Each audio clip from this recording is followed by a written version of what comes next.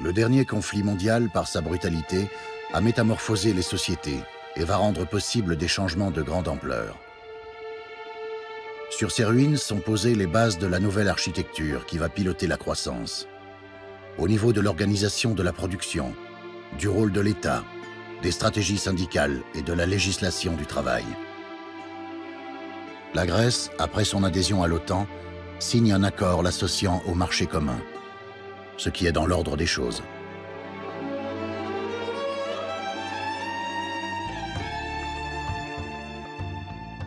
La Grèce a souvent été bénéficiaire de sa dépendance vis-à-vis des grandes puissances tutélaires.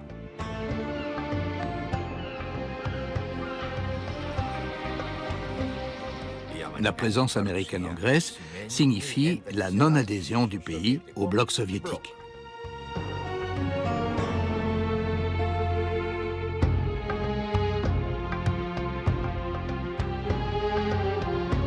One communist on the faculty of one university is one communist too many.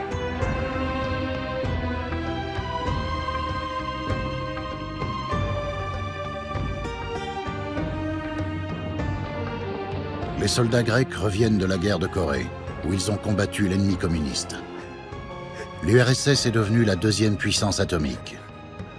Des générations entières grandiront à l'ombre de batailles nucléaires qui, croit-on, peuvent éclater à tout moment et dévaster l'humanité. Les démons de l'histoire sont toujours là.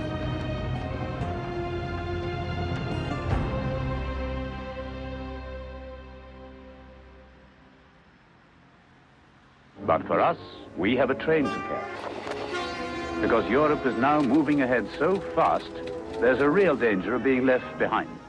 We over here are going full speed ahead, for prosperity cannot wait. But only there for sure because of the watch and ward of NATO. Because of the men and equipment keeping 24-hour guard by land, sea and air.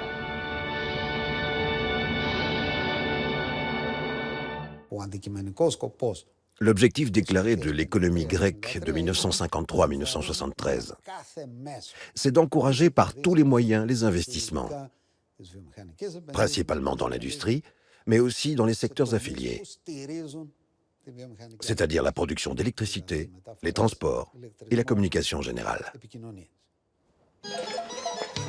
Greece, the land where the seed of civilization blossomed to the timeless splendor that gave history the golden age of Western man. A land with a proud past and a brilliant future.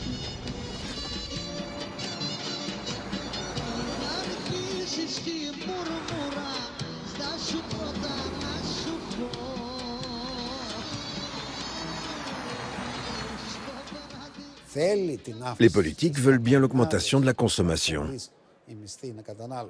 Et la consommation, c'est principalement les salaires. Mais ils veulent une augmentation modérée. Le but est de conserver un maximum d'argent dans les caisses pour financer les investissements locaux. Et là-dessus viennent se greffer les investissements internationaux.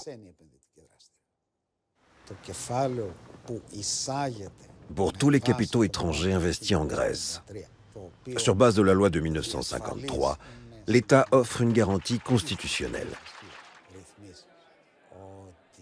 Les investisseurs pourront réexporter 12% de leurs bénéfices, si je me souviens bien. Ils bénéficieront d'une fiscalité stable sur une période d'au moins 10 ans et toute une série de mesures protectrices pour leurs capitaux. Toute augmentation de salaire inférieure à la productivité est la caution d'un accroissement des profits. Sans ces garanties, les investisseurs ne seraient jamais venus. C'est une question de choix. Quant aux services publics, la santé ou l'éducation, c'est eux qui écopent. Mais c'est le prix que les Grecs vont devoir payer pour cet effort. Dans ce monde, tout a un prix. Yes, this is Greece today. A small country determined to grow. A country in which the potential of its future is greater than the combined glories of its past. This is Greece.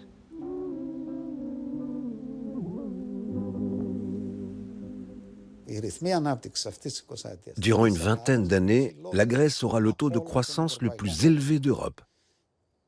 Et elle sera seconde parmi tous les pays de l'OCDE, après le Japon. Mais au niveau des salaires, l'écart avec les autres pays européens reste net. La Grèce a beau avoir le taux de croissance le plus élevé d'Europe. Les salaires et le social ne suivent pas. Mais que voulez-vous, la Grèce est un pays pauvre.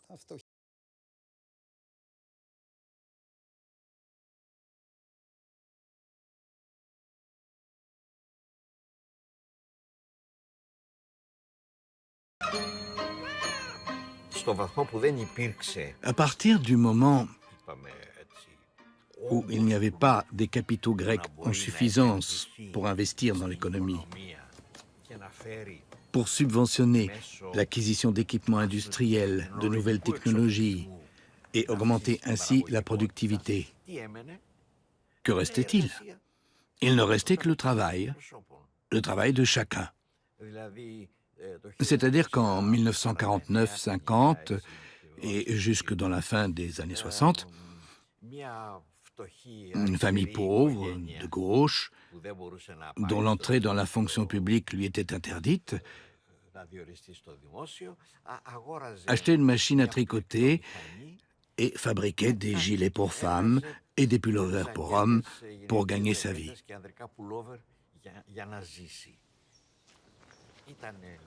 Les quartiers populaires d'Athènes regorgeaient de machines à tricoter manuelles, rarement électriques, et on y confectionnait des vêtements. C'est quoi ce phénomène? Comment le définir? Ce que j'entends par là, c'est que la plus grande partie de la richesse du pays a été produite à la main. L'argent n'allait ni au travail, ni aux travailleurs, pour qu'ils vivent enfin et pleinement leur identité de travailleurs. Il n'allait pas non plus à l'économie capitaliste, qui aurait pu l'exploiter pour s'agrandir, augmenter sa production, faire des exportations, et passer ainsi par tous les stades d'un cycle de production classique. C'est cela que je veux dire. C'est cela que je veux dire quand je dis que la richesse a été produite à la main, par la main des hommes.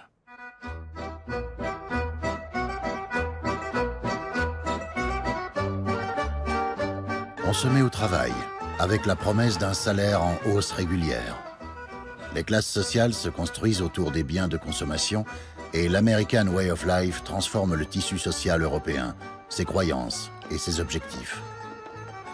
C'est la naissance des classes moyennes d'après-guerre, un amalgame de la petite bourgeoisie des villes et des campagnes qui va peu à peu délaisser la seule classe potentiellement révolutionnaire, le prolétariat.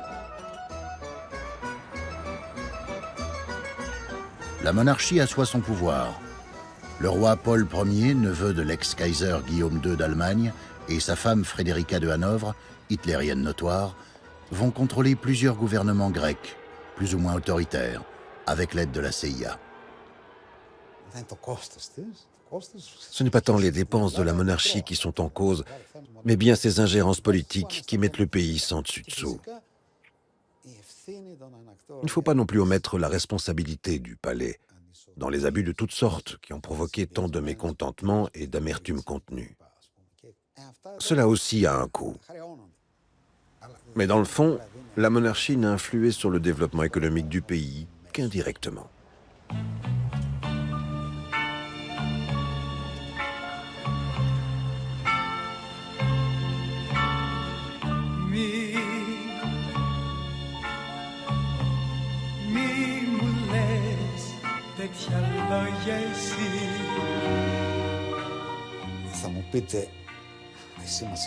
Vous me direz, vous nous avez dit que la Grèce avait à cette époque une très forte croissance. Cela ne créait pas de nouveaux emplois? Bien sûr que oui. Mais pas en nombre suffisant pour absorber toute la main-d'œuvre supplémentaire qui arrivait des campagnes.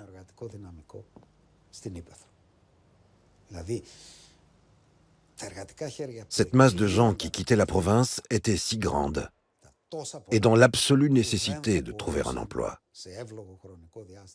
Malheureusement, il était impossible de créer autant d'emplois aussi rapidement, et ce phénomène se répercutait dans l'industrie, dans la construction et dans les services.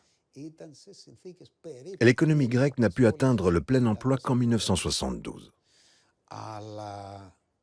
Mais dans la vie d'un homme, une décennie à attendre, c'est une éternité, n'est-ce pas?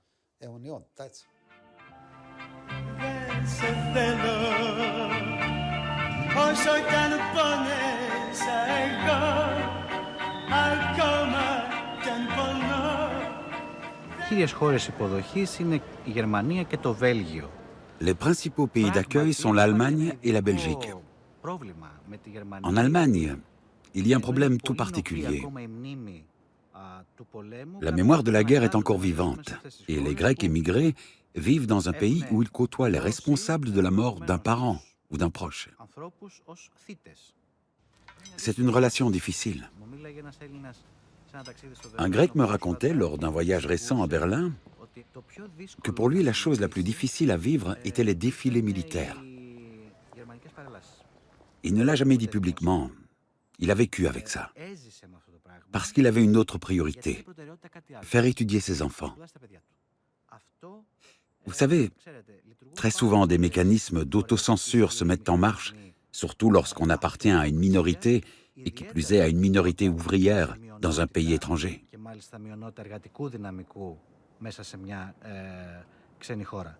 Was halten Sie von den Gastarbeitern in Deutschland? Was soll ich von den Gastarbeitern? Die sind zu viel hier. Sind doch nicht schlecht, ne? Cette immigration massive, venue de Méditerranée, est une première forme de délocalisation. Elle permet aux entreprises du Nord de faire du chantage et une pression sur les salaires de leurs ouvriers locaux. Pour les économies du Sud, l'émigration est une soupape de sécurité contre le chômage. Les chômeurs ne sont plus à leur charge. Les propriétaires et dirigeants des grandes sociétés des deux bords sont ainsi sensiblement renforcés. Les immigrés grecs, comme tous les autres, sont en contact permanent avec l'abondance du boom économique des années 60. Une vigueur économique sans précédent. Rien à voir avec les dynamiques en œuvre tout au long du 19e siècle jusqu'aux années 30. Avec un tel engouement des populations pour la consommation et le nouveau, il est possible d'éviter toute crise de surproduction. C'est comme une anomalie de l'histoire. Reste à contenir la menace communiste et tous les rabat-joie pour baigner dans une société idéale. Power to the people, motherfuckers! This festival business is becoming a psychedelic concentration camp where people are being exploited. When you walk to the garden, you gotta watch. Les tenants du jouir sans entrave et les responsables de l'économie se retrouvent dans les mêmes intérêts. Les uns font rêver à leurs produits, les autres peuvent en rêver. Une idéologie sur mesure pour les mœurs d'un nouveau consommateur libertaire et narcissique de la classe moyenne que va relayer la publicité, le décervelage et la mondanité. I think it's marvelous to live here now, but I don't feel there's any hope for the future, really. He's got the fire. Les manifestations contre la guerre du Vietnam et tous les mouvements ouvriers partout dans le monde sont peut-être les derniers soubresauts pour montrer que le système capitaliste reste régressif et barbare. Aux États-Unis, les marchés sont à nouveau saturés. L'inflation réapparaît principalement à cause des besoins de financement de la guerre du Vietnam. Depuis la guerre de Corée, la guerre du Vietnam et jusqu'au milieu des années 70, les dépenses militaires américaines représentaient l'ensemble du déficit de la balance des paiements. C'est avec la guerre du Vietnam que tout a changé. En 1967, je travaillais à la Chase Manhattan Bank. J'étais à l'époque leur spécialiste de la balance des paiements. Un cadre du département d'État est venu me voir pour me demander de faire une estimation mondiale des capitaux issus de la criminalité. Il voulait une solution pour les attirer aux États-Unis, au lieu de les laisser filer vers les banques suisses. Il fallait trouver un moyen de soutenir le dollar pour financer la guerre du Vietnam. Pour s'afficher comme bon citoyen, David Rockefeller se proposa. Le département d'État l'invita à créer des banques dans les Caraïbes et de tout faire pour attirer les capitaux des trafiquants de drogue, des trafiquants d'armes et autres, et ensuite de rapatrier les fonds aux États-Unis. Plus tard, la Citibank a fait pareil. C'est comme ça que les États-Unis sont devenus peu à peu le centre des capitaux criminels du monde entier, parce que les criminels ont des liquidités non répertoriées, invisibles. Les criminels n'aiment pas les placements dans l'immobilier ou dans tout ce qui est visible. Ils préfèrent les banques qui ferment les yeux. La finance est connue pour être invisible. Le Congrès américain s'en est aussi très bien accommodé. Auparavant, les comptes détenus par des étrangers étaient imposés à 15%. Le Congrès a aboli cette taxe pour attirer encore davantage de capitaux criminels. Ainsi, après la guerre du Vietnam, l'économie américaine est devenue une économie criminalisée. Et les conseillers de cette politique monétaire étaient principalement des économistes de l'école de Chicago. À la Chase Manhattan Bank, on m'a exposé une théorie selon laquelle les pays qui veulent une réforme agraire pour redistribuer les terres à la population finissent par devenir communistes. Ils m'ont dit, tous ceux qui soutiennent une réforme agraire, il faut les éliminer. Ne discutez pas avec eux, tuez-les. Le vice-ministre du Trésor américain m'a confirmé que si dans le monde, les dirigeants ne font pas ce que l'Amérique veut, on les abat. Et on a le droit de le faire, a-t-il ajouté, car nous ne sommes pas n'importe quel pays. Nous avons le droit de protéger les autres pays en les empêchant d'agir d'une manière que nous n'approuvons pas. Nous savons mieux ce qui est bon pour eux. Et si les dirigeants ne nous croient pas, ils doivent rapidement être écartés du pouvoir. C'est essentiellement ainsi que le monde est construit. Le cœur du modèle américain, c'est des assassinats, de la corruption et des crimes.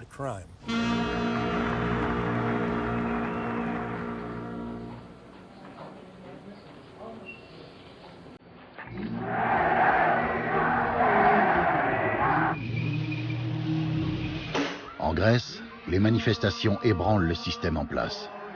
C'est la première fois depuis la guerre civile que des manifestants répondent à la violence par la violence.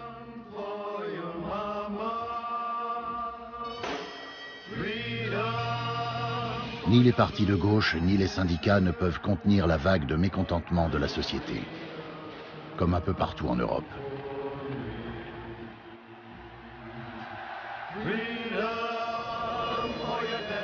La guerre israélo-arabe de 1967 est déjà programmée et la Grèce doit servir de base de ravitaillement à ce conflit. Pour cela, la paix sociale s'impose. Plusieurs coups d'État sont en préparation. Finalement, 3 colonels mettent fin à l'anarchie.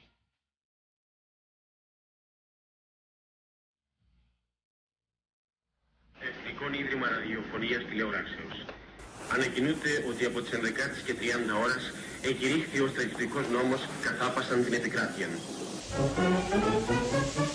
Πρώτον, επιτρέπεται η σύλληψη και φυλάκιση παντός προσώπου άνευ τηρήσεως ή ασδήποτε διατυπώσεως ή τη άνευ εντάλματος της αρμοδίας αρχής και χωρίς να συντρέχει αυτόφορος κατάληψης.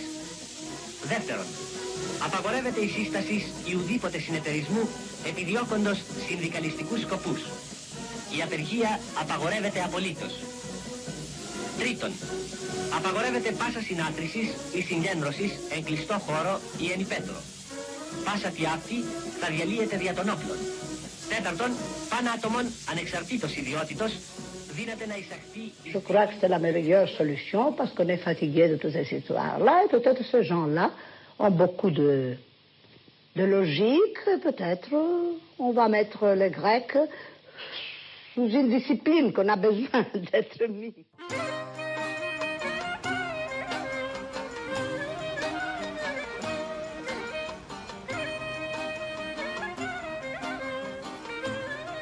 La loi protégeant les investissements étrangers va être modifiée afin de transformer une partie des entreprises grecques en unités flexibles pour l'assemblage et la sous-traitance des produits des grands monopoles. Les avantages pour les industries multinationales sont renouvelés. Pour ces mesures de protection des investisseurs, la Banque de Grèce emprunte 500 millions de dollars, 2,5 milliards actuels, et émet pour 600 millions de bons du Trésor, 3 milliards actuels. Des dettes essentiellement aux mains des Américains, des Français et des Allemands. L'Assemblée consultative du Conseil de l'Europe a condamné aujourd'hui le régime grec, le régime des colonels. Une tendance favorable à la recommandation a fait toutefois des réserves quant aux effets d'une exclusive lancée contre le régime des colonels. Une seconde tendance laissait prévoir soit une abstention, soit un vote hostile à la recommandation. Motif invoqué, la Grèce joue un rôle éminent de barrière contre le communisme. Après plus de 5 heures de débat, l'Assemblée du Conseil de l'Europe s'est donc prononcée. La recommandation Van der Stoel est adoptée. Les voix qui s'y sont opposées sont, comme le laissaient prévoir les discussions de ce matin, les voix des parlementaires français. La vraie question qu'il faudrait se poser aujourd'hui, ce n'est pas de savoir pourquoi la dictature des colonels a eu lieu, mais pourquoi elle a duré aussi longtemps. 7 ans, c'est très long. Aujourd'hui, nous avons une image de forte résistance de la population contre la junte des colonels. Mais j'ai bien peur que cela n'a pas été le cas. Un régime tyrannique ne survit pas 7 ans sans avoir des racines profondes dans la société même. Il est important de comprendre que la société avait été façonnée par des modèles petits bourgeois surannés, alimentés par une manière plutôt frugale de consommer, et nourris par des images qui plaçaient la monarchie au centre de la nation.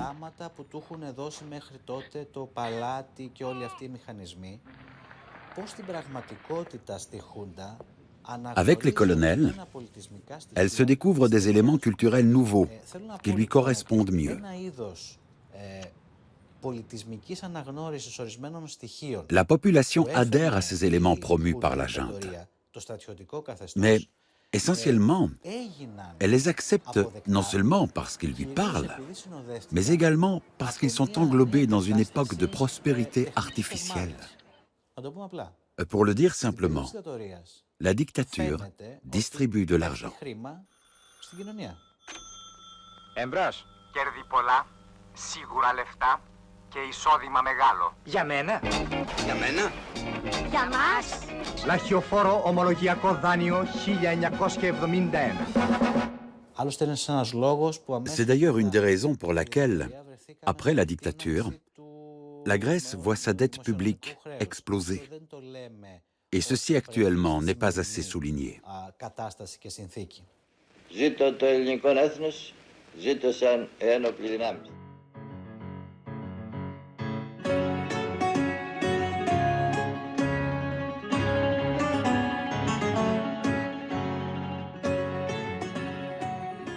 I have directed Secretary Connally to suspend temporarily the convertibility of the dollar into gold or other reserve assets, except in amounts and conditions determined to be in the interest of monetary stability and in the best interest of the United States. En 71, le président Nixon met fin à la convertibilité du dollar en or et le dollar est dévalué. Par conséquent, ce qui fut le point d'attache de la politique monétaire grecque, à savoir un taux de change fixe, 30 drachmes pour un dollar, stable depuis 1953, du béton armé. Le franc pouvait être dévalué, la livre sterling également, la drachme jamais. Cette encre disparaît. Plus d'ancrage. Cela inaugure pour la Grèce une période d'inflation élevée, accompagnée de dévaluations successives, mais surtout du flottement de la monnaie nationale, la drachme.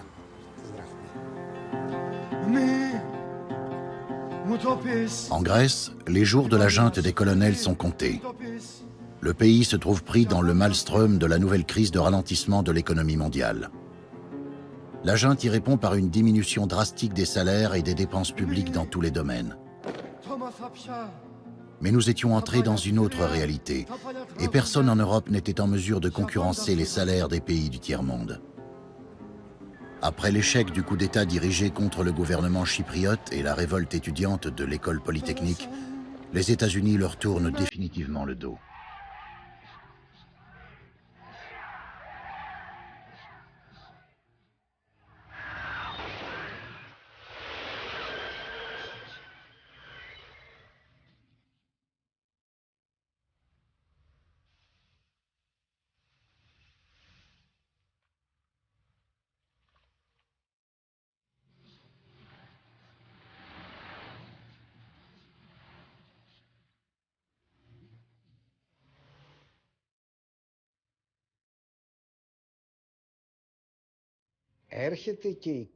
À cette époque, survient également la crise du pétrole qui augmente les prix et par conséquent le coût de la vie.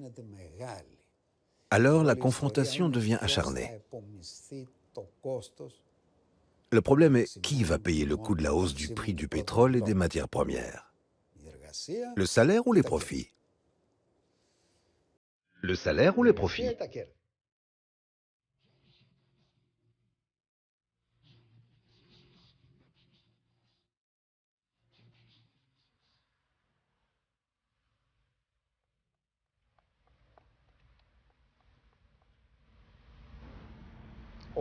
Tout ce que l'Europe occidentale avait pu faire jusque-là,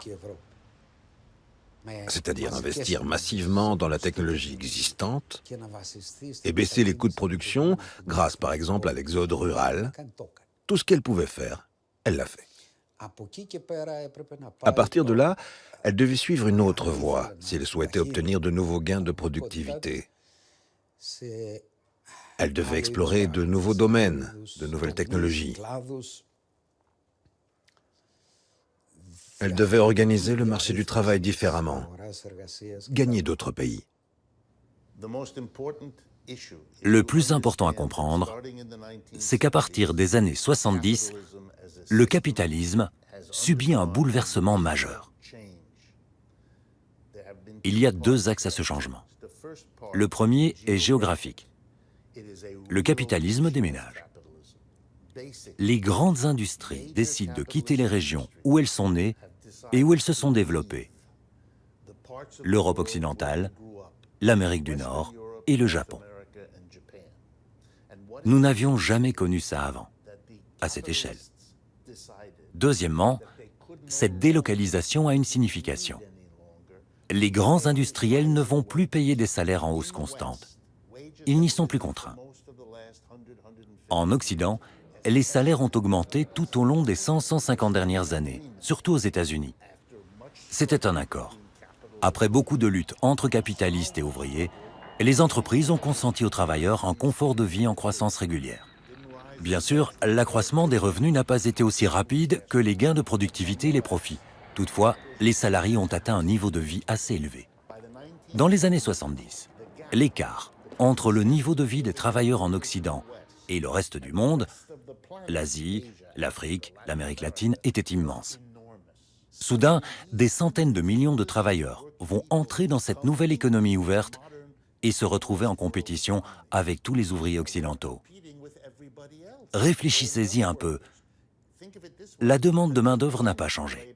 C'est le même système de production, mais les réserves de main-d'œuvre ont centuplé avec l'arrivée des Chinois, des Indiens, etc. Le résultat final, c'est l'effondrement des salaires, un effondrement global des salaires. Mais c'est l'ironie du capitalisme.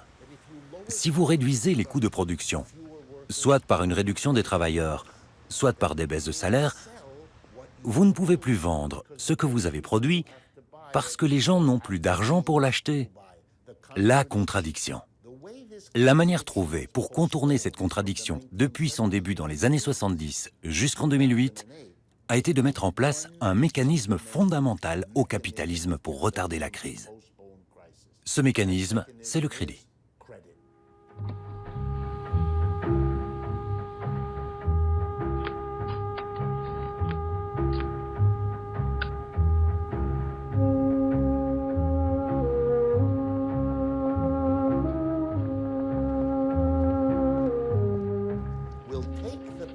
Nous prendrons une partie des bénéfices, réalisés en les payant peu, et nous leur accorderons des crédits, afin qu'ils achètent nos produits, qu'ils ne peuvent plus se payer parce que leurs salaires sont trop bas. Et c'est ce qui s'est passé. On a prêté directement aux travailleurs, c'est ce que certains pays ont fait. On a prêté au gouvernement pour qu'ils embauchent des travailleurs à ne rien faire, et vous devinez quels pays l'ont fait et de quelle façon. Ou encore, on a donné des crédits pour des logements via des prêts immobiliers. Il y a eu diverses façons d'organiser le crédit. Mais ce que nous avons eu essentiellement, c'est une explosion du crédit à la consommation de 1, du crédit au gouvernement de 2, et même du crédit aux entreprises de 3. Et cela a permis de camoufler la contradiction fondamentale du système à partir des années 70 jusqu'en 2008.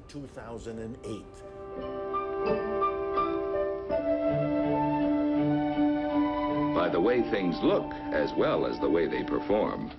Our homes acquire new grace, new glamour, new accommodations, expressing not only the American love of beauty, but also the basic freedom of the American people, which is the freedom of individual choice.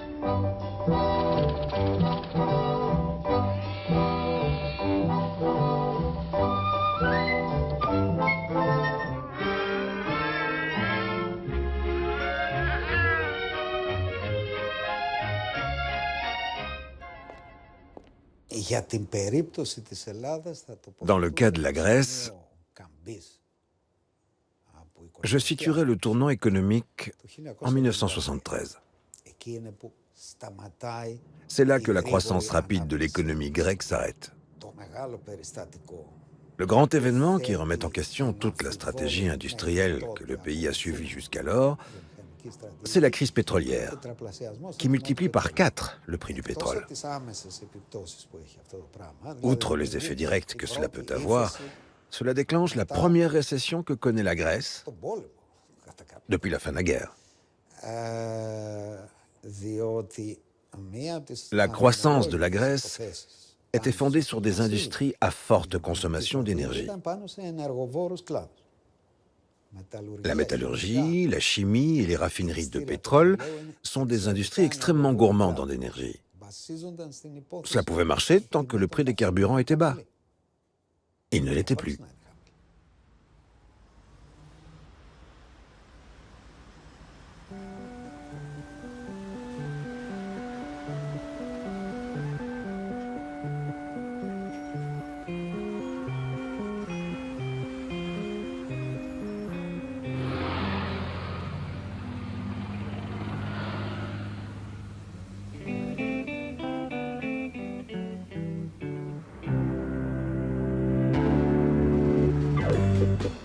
Des milliers de prisonniers politiques sont de nouveau libres.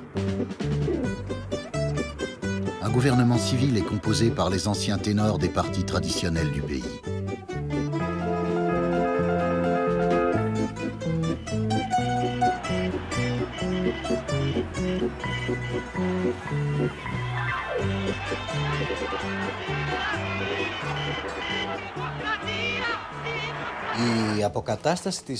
Le retour à la démocratie en 1974 ouvre de nouveaux horizons à la classe politique du pays. Pour la légalisation de la gauche et sa présence parlementaire, mais aussi pour la société tout entière. Ainsi, rapidement après le rétablissement de la démocratie, se pose une question politique fondamentale. À présent, quelle sorte de démocratie avons-nous ? La majorité de la gauche, à présent institutionnelle, accepte les règles d'une démocratie législative de type bourgeois, la démocratie parlementaire. Alors qu'une autre partie de la gauche parle d'un simple changement de casquette. Pour elle, l'environnement politique est toujours aussi aliénant. C'est la gauche qui n'a jamais laissé les armes. C'est pour ça que juste après la chute de la junte, aguerrie dans son combat contre la dictature, elle vient réclamer une autre forme de lutte pour un changement en profondeur qui comprend, bien évidemment, la lutte armée.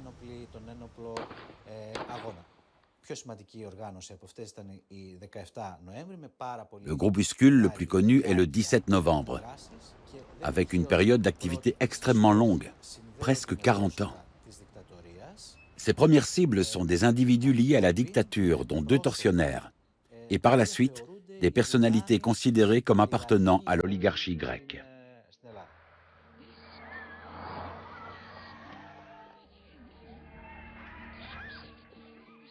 Les populations européennes vont être mises au pas par un chômage important et une propagande médiatique qui fait passer les vessies pour des lanternes. La crise permanente s'installe. Le but politique prioritaire n'est pas l'économie au sens strict. C'est le retour à la normalité qui est visé, afin de garrotter des revendications qui pourraient s'avérer trop pressantes et récupérer ce qui a été donné aux salariés.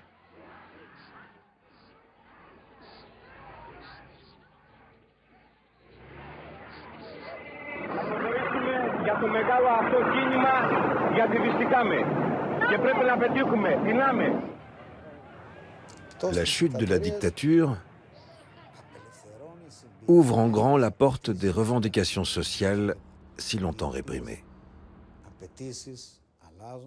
Elles vont modifier le rapport de force entre gouvernants et gouvernés et rendre impossible le maintien de la politique économique du pays, qui comprenait, de 1, des augmentations salariales toujours inférieures aux gains de productivité,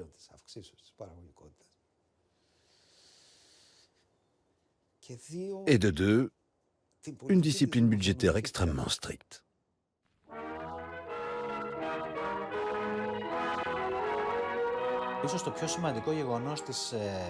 L'événement le plus important qui a suivi la chute des colonels, ce n'est pas l'apparition du terrorisme.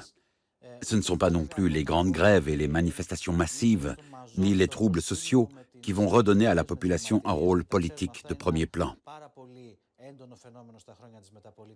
Non, l'événement le plus important, c'est l'entrée de la Grèce dans la communauté économique européenne, c'est-à-dire l'ancêtre de l'actuelle zone euro. La Grèce intègre la CEE au moment même où l'Europe est secouée par des crises aiguës du capitalisme. Elle relève ce nouveau défi, mais cette fois en ayant résolu la question de son identité. L'orientation du pays devra être européenne.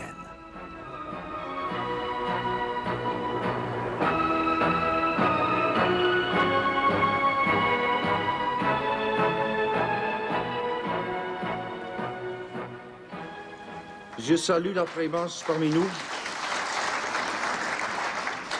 Je salue la présence parmi nous de celui qui a l'immense mérite d'avoir redressé une grave déviation de l'histoire. En ce qui concerne l'Union européenne, il faut à la fois mesurer ses difficultés et les conditions objectives de son succès. Une chose fait vraiment, en ce qui concerne les Européens, trace le fil rouge de l'importance du projet.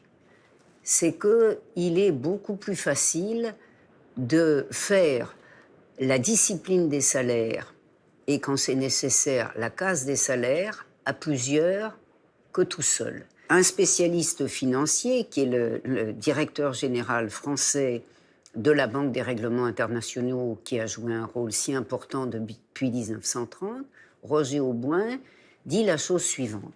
Finalement, nous pourrions faire une Union européenne dans laquelle nous pourrions nous passer momentanément de monnaie commune, de fiscalité commune, d'une série d'éléments communs. La seule chose importante, c'est un programme d'austérité. Ça, en bon français ou en n'importe quelle bonne langue, ça signifie la casse des salaires. Et c'est ce qui est le plus caractéristique et c'est ce qui a fait l'essentiel du projet, c'est-à-dire ce qu'analysaient les hauts fonctionnaires comme la perspective d'un véritable succès du dumping social. L'Union européenne permettrait de faciliter les conditions d'exploitation à un niveau jamais atteint. Pour le reste, ça ne signifie en aucun cas abandon de l'État national. Je n'en donnerai qu'un exemple. Un des responsables français de la métallurgie dit à Jean Monnet, haut commissaire à l'Europe, enfin à la CECA, lui dit qu'il n'est pas content du tout du projet de Monnet d'établir un accord avec les Italiens que les sidérurgistes français n'apprécient pas. Monnet veut leur faire passer un accord durable et Ricard dit non, nous ne passerons pas d'accord durable, nous avons passé avec les Italiens des accords successifs, ça nous va très bien, on ne fera pas autrement. Et comme Monnet semble contester cette argumentation, Ricard lui dit en ces termes la chose suivante. Écoutez donc, votre haut commissariat, si demain nous le fermons, personne ne s'en apercevra. Ce qui établit à la supranationalité les limites de propagande qui sont les siennes, et c'est ce qu'il faut avoir toujours en tête quand on explique que l'Union européenne a fait disparaître les États-nations. C'est un gros mensonge. Elle a renforcé le pouvoir des États-nations les plus forts, c'est-à-dire le pouvoir du grand gagnant relatif de l'Union européenne, ou absolu parfois, de l'Allemagne. et elle a ôté une grosse partie du pouvoir des petits impérialismes dominés que sont tous les autres.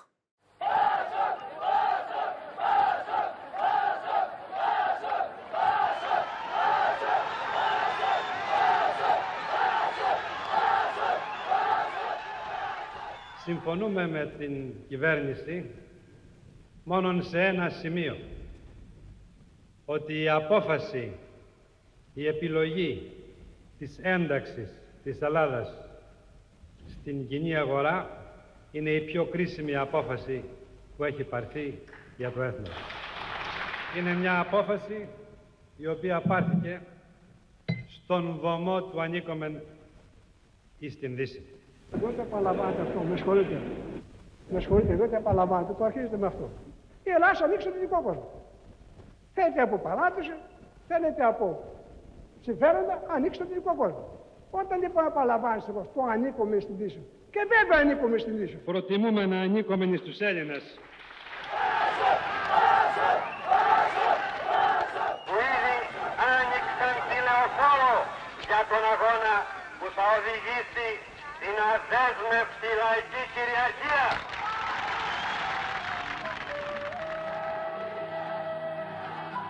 Le PASOK, le Parti socialiste grec, prend le pouvoir en 1981 et fait écho à toute une série de solutions similaires dans nombre de pays européens. Une solution présentée comme historique aux contradictions du capitalisme. De socialiste, cette gauche européenne ne porte que le nom, mais donnera partout aux populations l'illusion d'un avenir plus radieux. On rompt avec le capitalisme. On veut la transformation socialiste de notre société et de notre économie.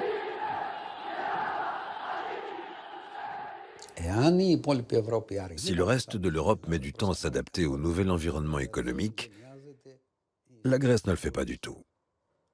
Au contraire, en 1982 est inaugurée la politique du Parti socialiste grec, fraîchement élu, le PASOK. Il est obligé d'accorder des augmentations aux bas salaires, de l'ordre de 47% en moyenne. Le coût du travail augmente et passe au-dessus des gains de productivité. La productivité est nulle, les coûts salariaux explosent. Ceci entraîne une baisse importante des bénéfices pour les entreprises, surtout dans l'industrie.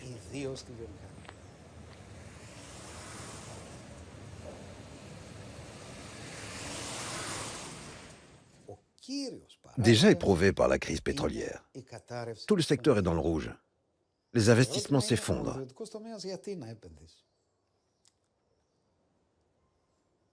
La question est, pourquoi le secteur privé investirait-il?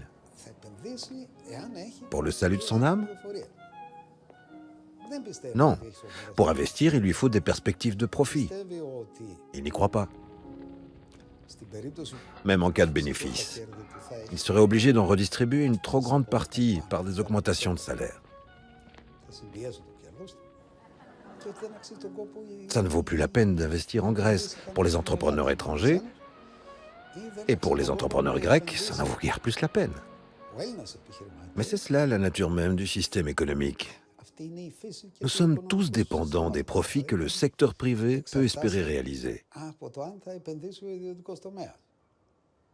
Et s'il n'investit pas, tout le monde le paye. C'est ce qui assure au secteur privé sa position de force.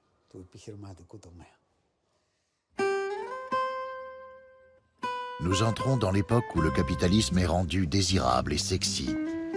Les discours de déculpabilisation de la richesse et de l'argent de ces années-là sont la réplique exacte de ceux sur le sexe des années 70.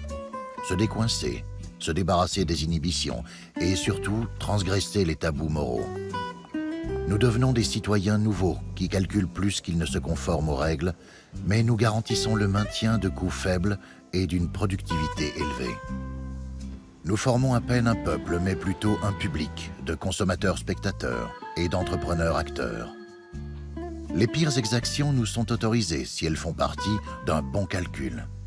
Hors du marché, il n'y a ni foi, ni héroïsme, ou même pas de sens du tout. Nous vivons comme si notre vie nous dégoûtait. Mais elle nous donne la nausée parce qu'elle nous échappe. Tout ce qu'elle contient d'instable, d'irréductible, de palpable, de corporel, de pesant, de chaleur et de fatigue, nous l'avons perdu. Nous sommes devenus des petits bourgeois qui, dans leur souci de sortir de l'angoisse économique et de ne manquer de rien, ont abandonné toute forme de vie sensible. Nous sommes déjà des morts vivants dans un monde découplé en zones à forte extraction de plus-value et en zones délaissées. Il y a la City et Brixton, Tel Aviv et la bande de Gaza, Sophia Antipolis et Sarcelles. Il y a d'un côté les Smart Cities habitées de Smart People et de l'autre les banlieues pourries. Notre désastre quotidien, c'est l'économisme et sa misère. Après, disons, 1980-85, il n'y a plus d'alternative au système politique et économique existant. C'est un système qui est devenu nombriliste, enfermé sur lui-même et convaincu qu'il n'y a aucun autre destin possible. Cela n'est pas un choix conscient de l'ensemble de la société, mais bien un consensus des grands partis et des grands groupes politiques qui adoptent résolument l'idée qu'il faut avancer de façon déterminée dans une et une seule direction. Une direction déjà tracée d'avance. Quelle est cette direction? Le profit, la croissance, la compétitivité et tout ce qui en découle. C'est une rupture majeure par rapport aux années qui ont suivi la fin de la guerre. Et c'est à partir de cette période que nous pouvons parler du siècle néolibéral, c'est-à-dire un libéralisme économique qui n'a plus besoin d'afficher un visage humain par des interventions étatiques dont le but serait une redistribution plus équitable des revenus, des ressources et des opportunités.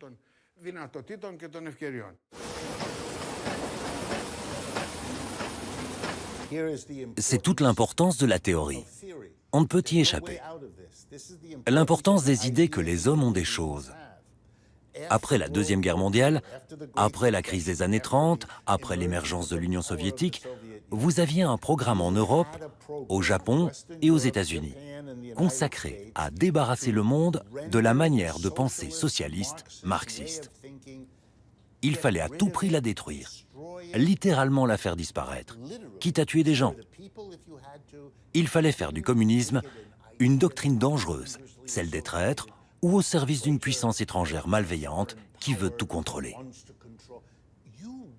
Il a fallu travailler dur pour cela. Et c'est primordial de comprendre qu'il ne suffit pas de mettre des gens en prison, ou même de les tuer. Le plus important, c'est d'influencer la conscience collective des gens, aux États-Unis comme en Europe. Leur pensée a été transformée pour qu'ils soient convaincus qu'il n'y a pas d'alternative au capitalisme. Que le choix se limite à un type de capitalisme ou à un autre. Cela paraît sensé pour un grand nombre de travailleurs de croire que oui, évidemment, si on est plus souple vis-à-vis de notre employeur, il y aura des créations d'emplois. C'est incroyable. Mais tout n'est plus qu'une question de détails sur la gestion du capitalisme. Et quand le système a un problème, personne ne réfléchit en termes d'échec du capitalisme, mais en termes de loi ou de réforme. C'est de la folie. The market is not functioning properly. There has been a widespread loss of confidence.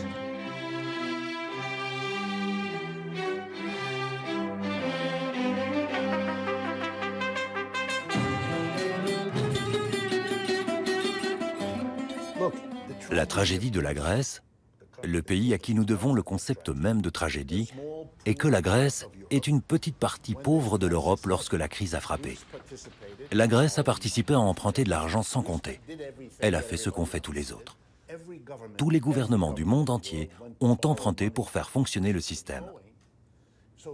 Et brusquement, tous ceux qui possèdent les capitaux, les grandes sociétés, les banques, ont pensé que le risque de continuer à prêter à la Grèce n'était pas un bon choix. Pourquoi prêter à la Grèce quand on peut prêter à Londres, à Berlin, à Washington? La Grèce ne pouvait pas s'en sortir. Elle n'avait plus les moyens de rembourser ses énormes dettes. La Grèce est pour l'Europe ce que Detroit est pour les États-Unis. C'est bye-bye. Le symbole de la faillite du capitalisme des 30 dernières années, c'est la ville de Detroit. Une ville finie, plus d'emplois. La moitié des maisons de Detroit sont vides. il y a des centaines de milliers de sans-abri assis dans la rue, devant des maisons vides. C'est ça la folie du capitalisme. La Grèce est confrontée à cette image. Elle est le désastre que le système utilise pour menacer tous les autres.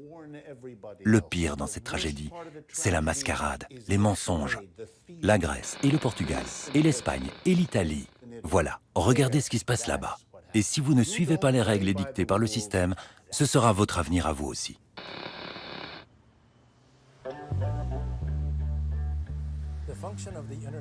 La mission du Fonds monétaire international est de veiller que les pertes des grands capitalistes et du secteur financier soient épongées par les contribuables. Peu importe que le taux de chômage en Grèce soit de 25%. Si on peut réduire le niveau de vie d'encore 30% et que 10% supplémentaires de la population émigre, les choses iront mieux. Enfin, l'économie ira mieux. Et comme les prévisions du FMI ne marchent jamais, le FMI propose une réduction supplémentaire de 20%. Et 20% encore de la population émigre. Quand il n'y aura plus grand monde dans le pays, on arrive alors à l'équilibre financier. Et pour nous, c'est la mort.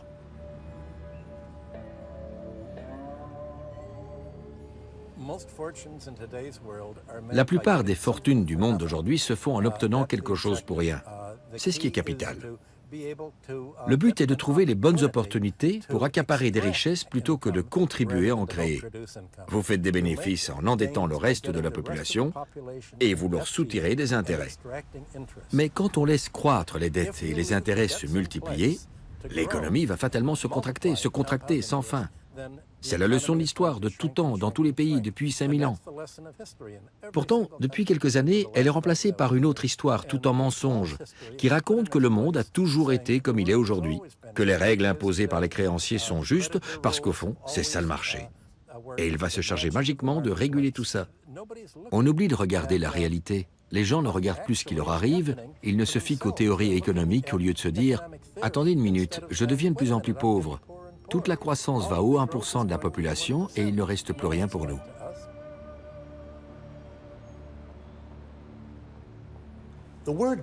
Le mot « crise » dans le capitalisme ne se réfère pas, comme cela se dit la plupart du temps, à une crise du système. C'est une crise d'arrangement ou d'accumulation du capital à l'intérieur même du système. La difficulté pour le capitalisme, c'est qu'il ne peut pas résoudre les problèmes économiques car il doit le faire en maintenant au pouvoir le monde des affaires, maintenir les profits des grandes entreprises capitalistes. C'est là son problème. La Grèce est tout simplement le laboratoire de ce qu'ils espèrent être un long processus d'ajustement. Voilà tout. Si le reste du monde est prêt à consommer ce que les Européens n'auront plus les moyens d'acheter, c'est bon. Si une grande partie de l'Europe devient très pauvre et qu'on ne la voit plus qu'en y passant des vacances, c'est bon aussi. Les gens du Sud pourront aller travailler dans les tavernas ou dans des pensione et au service des gens aisés. Ce n'est pas si différent d'il y a 100 ans et ça se refera encore aujourd'hui. Ils modulent le système comme ils le veulent. Et si ça ne marche pas pour eux, ils l'adapteront autrement. Si les salaires des Européens restent trop élevés à leur goût, ils feront venir une main-d'œuvre immigrée, n'est-ce pas? Ils feront venir des Syriens, des Libyens, etc. Et si cela ne fonctionne pas, ils iront les chercher ailleurs. Et s'ils ne viennent pas de leur propre gré, ils jetteront des bombes pour les obliger à venir.